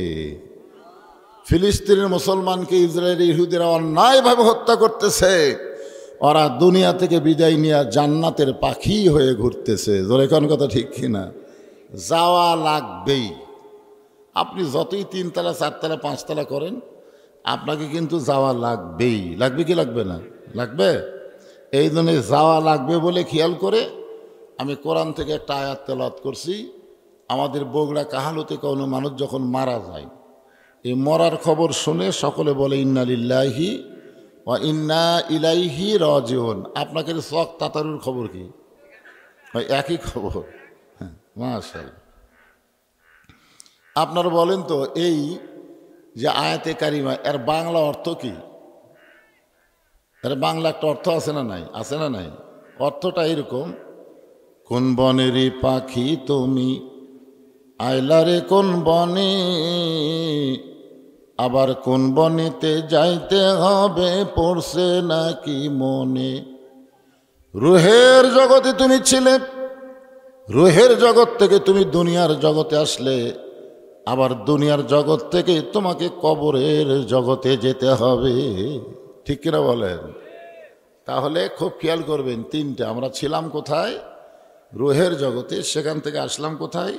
দুনিয়ার জগতে। আবার সেখান থেকে যাব কোথায়? কবরের জগতে। কবর দিয়েই তো আখেরাত শুরু, নাকি খান? আখেরাত আগে না কবর আগে? কবর আগে। আল্লাহ রাসূল বলেছেন সর্বশেষে, সর্বশেষে যেই ব্যক্তি মৃত্যুবরণ করবে কবরের জগতে তাকে 50,000 বৎসর থাকা লাগবে। এবারে বাচ্চা কাচ্চা এদিকে গল্প করিস কে বাবারে? হ্যাঁ,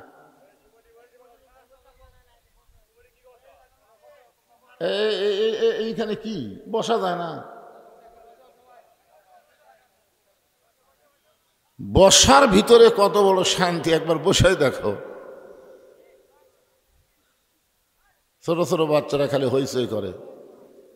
7 বছর বয়স থেকে তালিম দেওয়া লাগবে। তালিম কয় বছর? আর 10 বছর থেকে জোর করা লাগবে, জোর। এটা নামাজের ব্যাপারে বলা হয়েছে।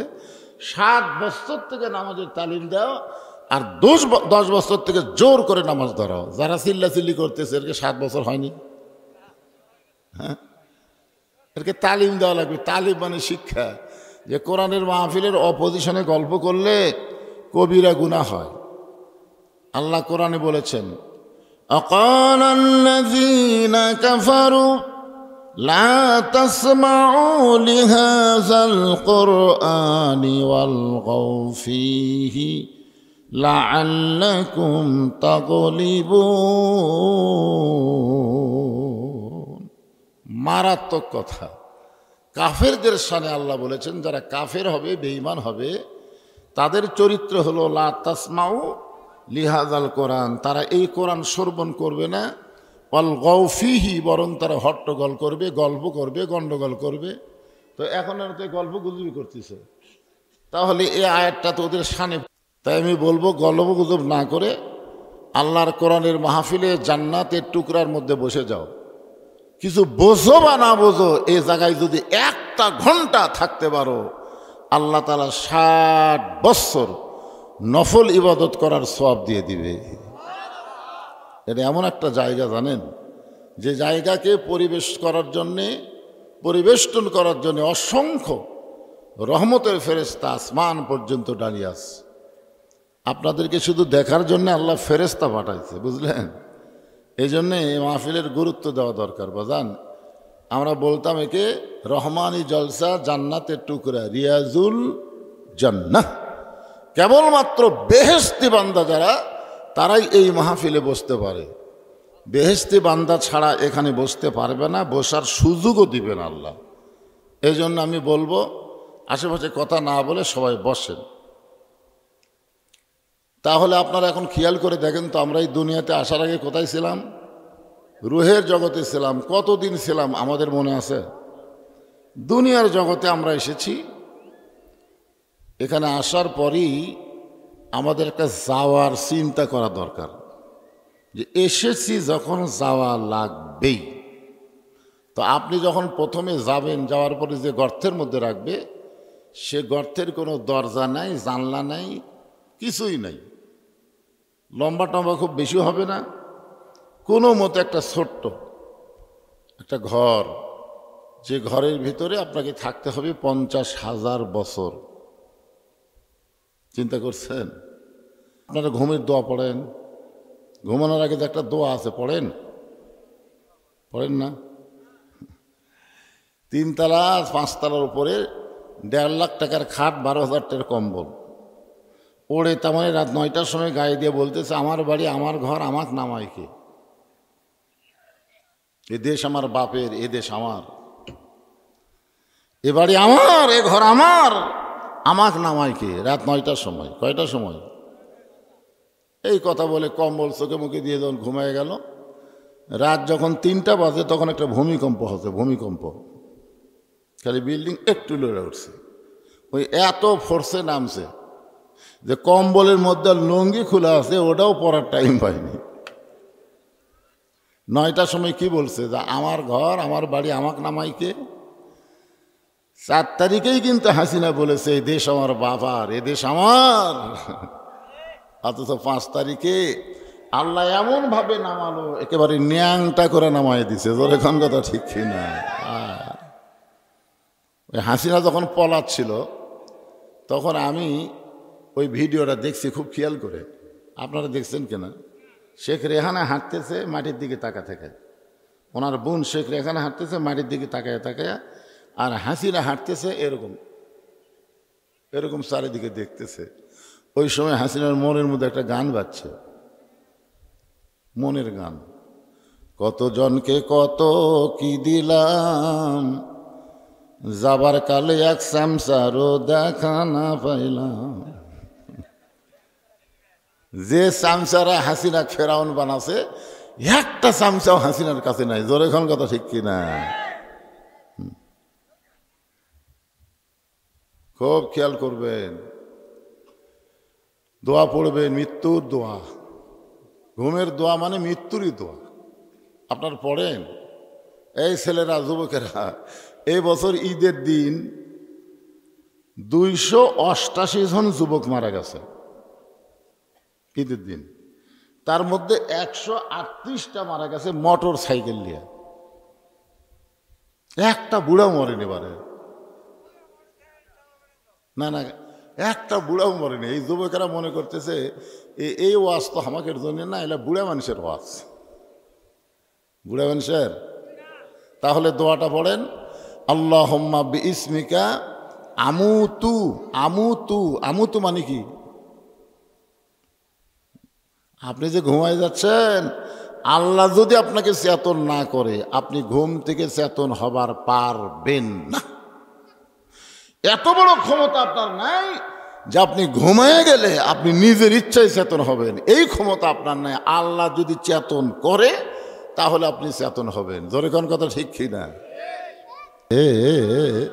আর 1 নম্বর প্রশ্নের উত্তর যদি জোগাড় করে যাবার পারেন, বাকি 2টা উত্তর আল্লাহ আপনার জন্য সহজ করে দিবে। তাই চকতাতার যুবকদের বলি, বাজান, শুধু মাদ্রাসা তৈরি করলে হবে না, মাদ্রাসার পাশাপাশি আমাদেরকে 5 ওয়াক্ত নামাজি হওয়া লাগবে। ধরে কোন কথা ঠিক কি না? আজকের এই আলোচনা বক্তা এবং শ্রোতা সকলের জন্য কবুল করুক। সকলে বলে আল্লাহুম্মা আমিন। ইস্তেগফার পড়েন, আস্তাগফিরুল্লাহ। এই লাভ দৌড়টা দৌড় দেন কেন? এই মাসের পরে যে একটা মাস আসতেছে, নাম কি? বৈশাখ মাস। বুঝতেছেন কিছু? আপনাকে এলাকাতে আরো মাহফিল হবে, এই যে হু হু করতে করতেছে। সেদিন আগে একজন ভূতত্ত্ববিদ বলেছে এবার ঢাকাতে এমন একটা ভূমিকম্প হবে যে ভূমিকম্পে লক্ষ লক্ষ মানুষ মারা যাবে। সেই ভূমিকম্পের ঠেলা যদি নওগাঁতে আসে, দেখি হবে। একটা মোনাজাত করতে পারি না আমরা, জীবনের শেষ মোনাজাত হতে পারে। ইস্তিগফার, আস্তাগফিরুল্লাহ রব্বি মিন কুল্লি যামবি ওয়া তুবু ইলাই, লা হাওলা ওয়ালা কুওয়াতা ইল্লা বিল্লাহিল আলিয়্যিল আযীম। আল্লাহুম্মা সাল্লি আলা মুহাম্মাদ, আল্লাহুম্মা বারিক আলা মুহাম্মাদ, আল্লাহুম্মা আমিন। আল্লাহুম্মা আনতাস সালাম ওয়া মিনকাস সালাম, তাবারাকতা ইয়া যাল জালালি ওয়াল ইকরাম। আয় আল্লাহ তাআলা, মাগরিবের নামাজের পর থেকে এত রাত পর্যন্ত তোমার পাগল বান্দারা আরামের বাড়ি ঘুমকে বাদ দিয়া, তোমার পাগলি বান্দিরা ঘুম বাদ দিয়া, কোরআন হাদিসের মহব্বত নিয়ে কবর থেকে আলোচনা শুনেছে। আল্লাহ মেহেরবানি করে আজকের মাহফিল আমাদের সকলের হেদায়েতের জন্যে, নাজাতের জন্যে, জান্নাতের জন্যে কবুল করে নাও। এই মাহফিলের শুরু থেকে শেষ পর্যন্ত যত আলোচনা হয়েছে আল্লাহ, এর মধ্যে যদি ত্রুটি হয়, ভুল হয়, মাফ করে দাও। এর যা হাদিয়া মঞ্জুর করো। সোনার মদিনায় নবী পাকের রওজা মোবারকে আল্লাহ কবুল করো। তামাম আম্বিয়ায়ে কেরাম, আসহাবে কেরাম, তাবিঈনে কেরাম, তাবিঈনে কেরাম, তামাম পৃথিবীর মাটির নিচে যত মুমিন মুমিনা আছে আল্লাহ সকলে আরো অফরে হাদিয়া কবুল করো। আল্লাহ এই মাদ্রাসাকে কিয়ামত পর্যন্ত কবুল করে নাও। এই মাদ্রাসার মধ্যে যেন কোনো মতভেদ না থাকে, সকলে মিলে মিশে মাদ্রাসার পক্ষে যেন কাজ করতে পারে। আল্লাহ তুমি তৌফিক দিয়ে দাও। আল্লাহ আজকে যারা মাদ্রাসায় নগদে বাকিতে দান করেছে, আল্লাহ সব দানগুলো জান্নাতের বিনিময় হিসাবে কবুল করে নাও। আল্লাহ আমরা যারা হাত তুলেছি, আমাদের জনম দুঃখনী মা যাদের বাবা অন্ধকার কবরে চলে গেছে, আল্লাহ মেহেরবানি করে মা বাবার কবর জান্নাতের টুকরা কবুল করে নাও। আল্লাহ আমাদের দাদা দাদি নানা নানি আত্মীয় স্বজন শ্বশুর শাশুড়ি যাদের কবরে গেছে, আল্লাহ কবরবাসীদের মাফ করে দাও। আজকের মাহফিলের সম্মানিত সভাপতিকে আল্লাহ তুমি কবুল করো, সহসভাপতিকে আল্লাহ তুমি কবুল করো। আজকের মাহফিলের প্রধান অতিথি আমার আব্দুল মালিক ভাইকে আল্লাহ তুমি কবুল করো, তার ব্যবসার মধ্যে বরকত দিয়া দিও, আরও বেশি বেশি দান করার মতন ইমানি শক্তি দিয়া দিও।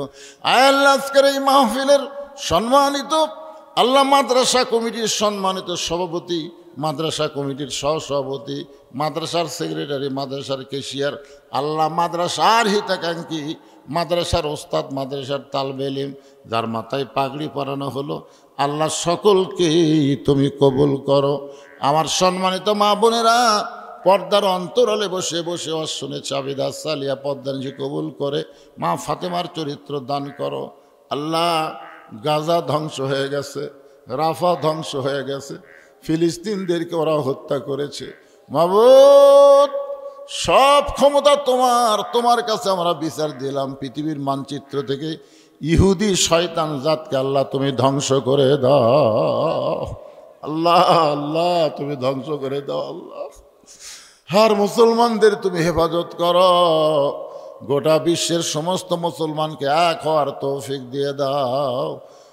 সুবহানা রাব্বিকা রাব্বিল ইজ্জাতি আম্মা ইয়াসিফুন ওয়া সালামুন আলাল মুরসালিন আলহামদুলিল্লাহি রাব্বিল আলামিন। ওয়াজাল আখিরাতি কালিমাতুন ইনদাল মাউতি। সকলে পড়েন লা ইলাহা ইল্লাল্লাহু মুহাম্মাদুর রাসূলুল্লাহ সাল্লাল্লাহু আলাইহি সাল্লাম।